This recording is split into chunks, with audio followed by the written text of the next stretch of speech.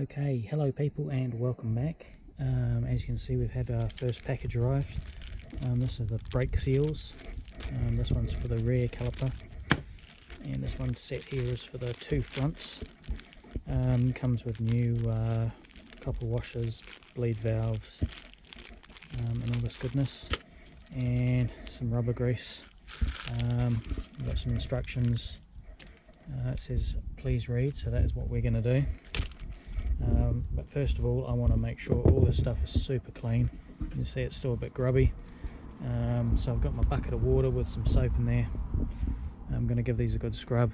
You guys have seen enough of me cleaning stuff lately, so I won't bother videoing that.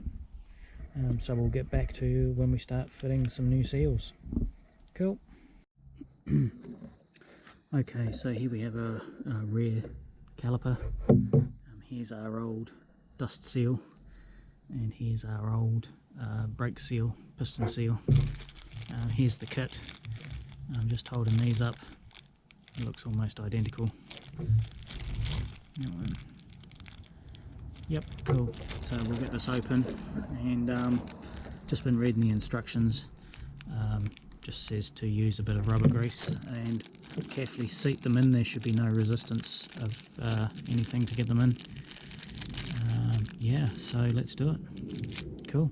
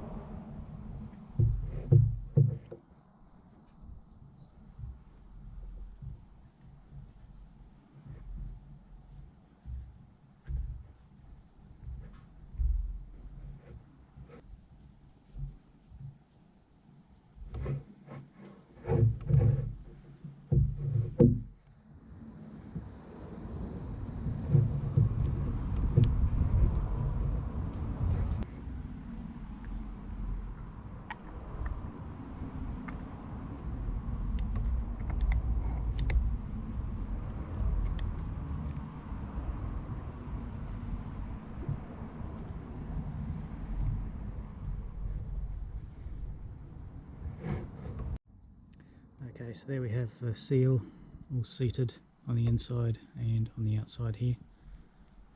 So yeah, that's cool. And in here goes this little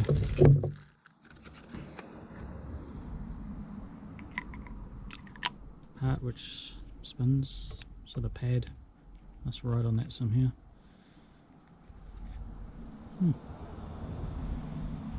Okay, let's whip this off.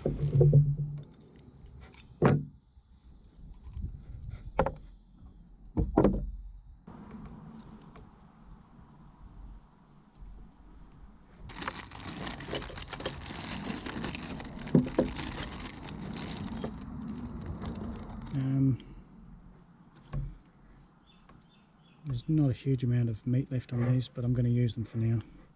I'll get some on order. So these little rubber boots, we've got new ones of those. I'm going to reuse the Banjo Bolt, but we've got new copper washers.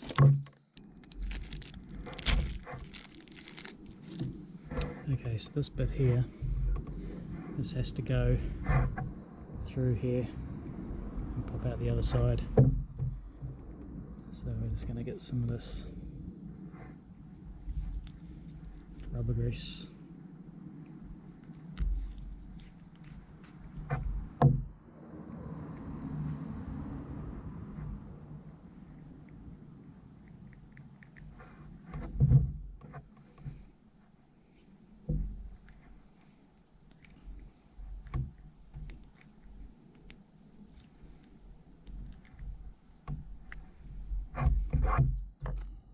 Gently with a screwdriver.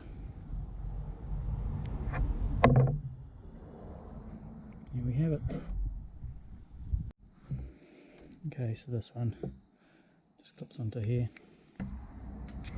Okay, so this bracket here bolt slides in and the whole piston can move on these two pins as the pads wear. So we're going to have some sort of lube on here. I'm going to use some of this anti-seize copper grease.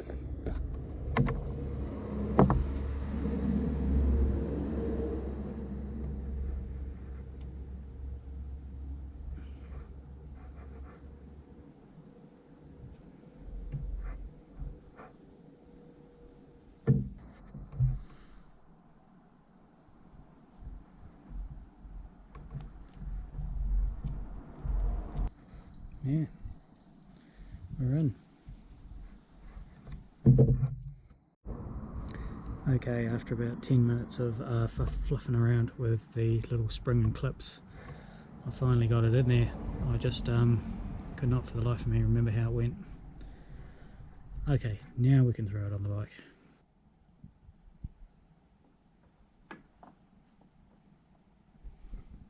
I'm just going to find the bolts. Okay, found them.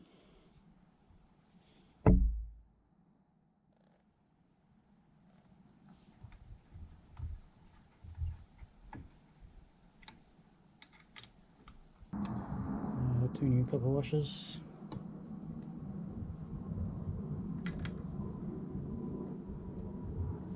And I've just lost the Banjo Bolt.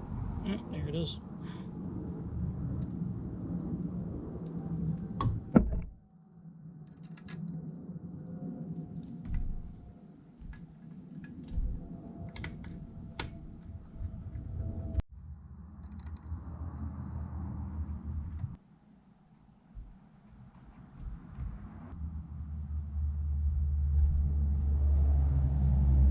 Okay, so here's our front brake. We've got the twin pistons. We've also got like a twin seal. The dust seal is nowhere near anything like the rear dust seal. So we've just got two of these, so these are quite easy to feed in. Again, lots of lubricant, and we should get those in. Cool, let's do it. So the outer seal, or essentially the dust seal, is a lot thinner than the main seal. I don't know how well you can see that. Almost half the size.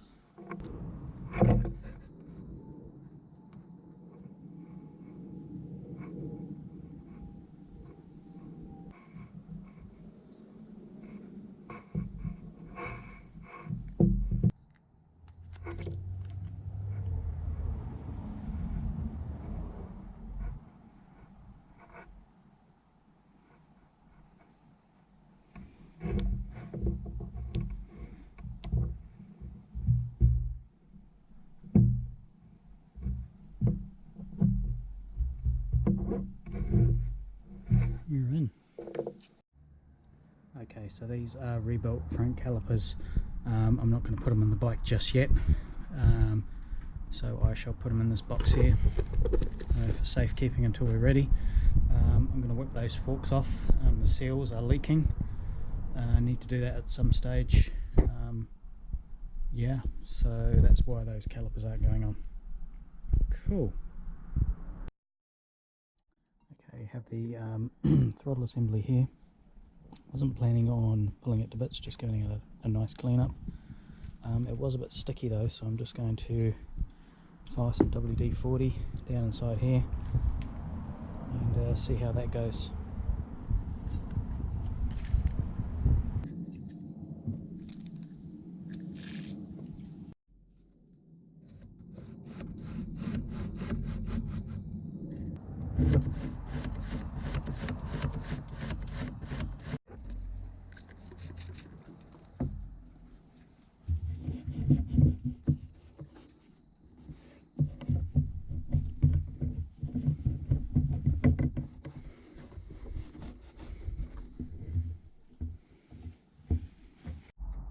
Okay, so this is the other side.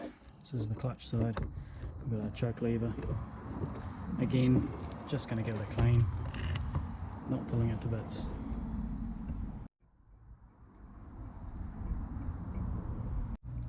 Okay, so radiator. pretty tidy condition, but I want to take all this plastics off, all these hoses off, and give it a damn thorough good cleaning. There's a little bit of schmutz on there we want to clean off. Yeah, get in there and give this a thorough good cleaning. Okay, let's do it.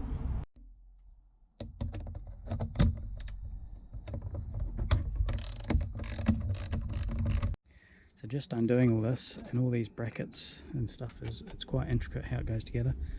So I'm just going to take some photos so I can remember which bracket went where.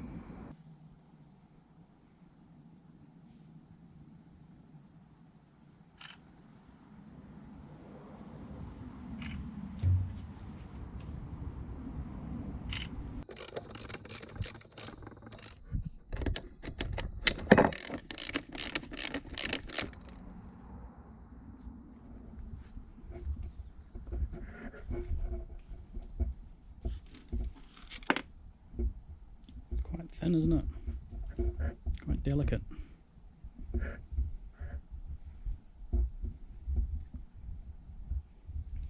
think we've still a bit of coolant in there still.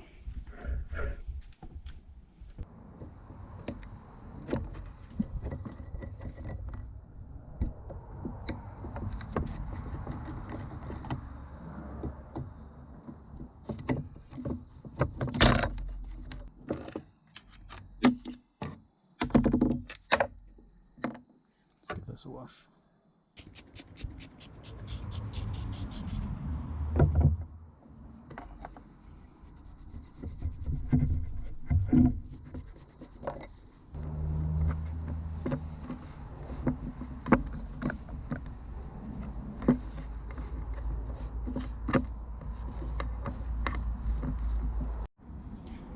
Well, this grill took some cleaning, I can tell you that. Whew. Hasn't come up too bad though. Neither has this fan assembly. I know you don't see any of this, but yeah. I've just given this a wee wash as well.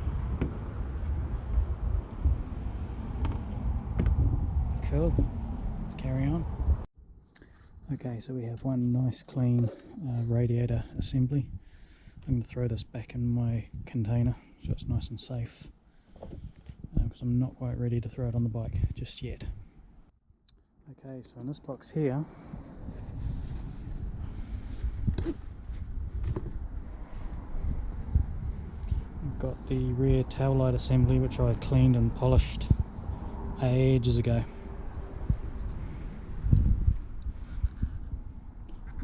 So I'm going to throw this on the bike now. Okay, so it fits in here, it picks up on these two bolts here, which also hold this mudguard assembly in. So I'm going to have to undo those two, and then we slip her in. Cool, let's do it.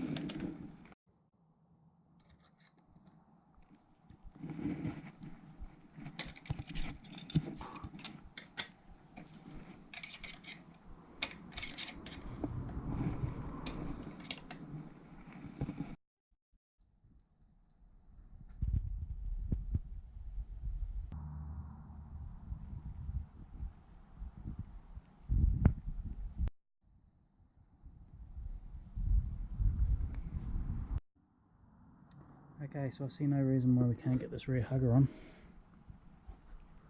but like everything else, it needs to be cleaned.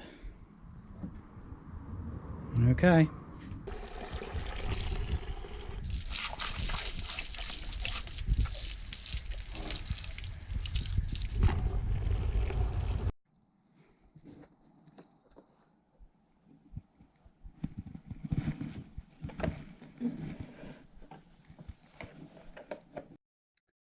few scuff marks and wear marks. Guess that's what you get with an old bike.